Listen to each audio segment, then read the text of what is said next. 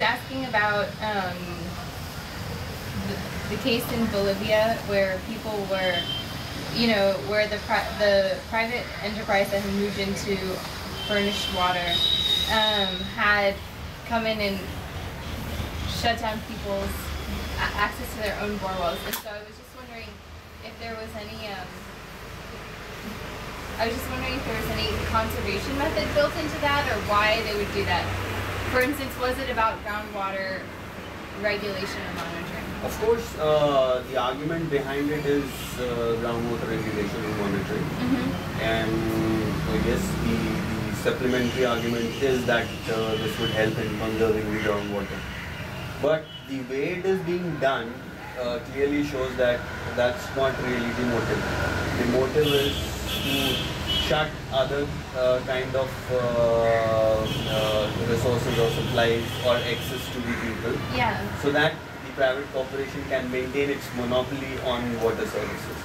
And of course, since it has invested money, it wants to generate profit from it.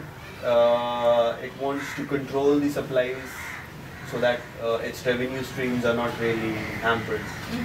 So, like you have a case, a very interesting case in South Africa.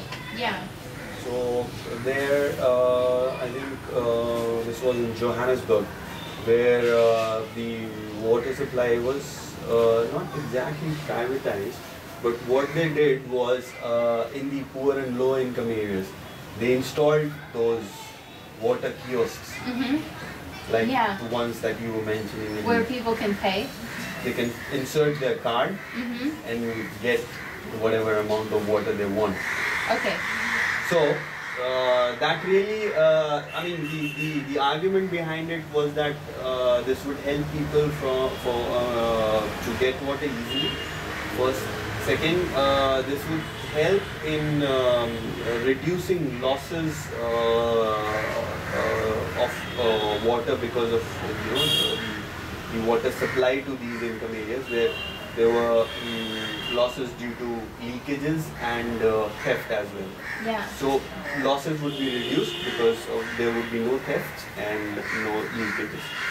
So to reduce that, what they've done, they put water kiosks where you can insert your smart card and get water. And but the point was, when poor people who were sustaining or living or surviving on government pensions, poor people, sick people, and and there were some cases where single mothers were there, and they were saying that I don't have enough money to really pay for the medical bills of my children, or to pay for the medicines of my own.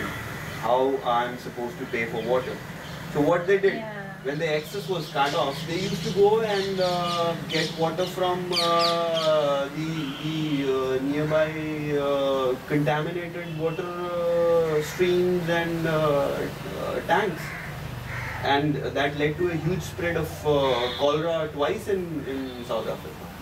And quite a few lives were lost. Wow.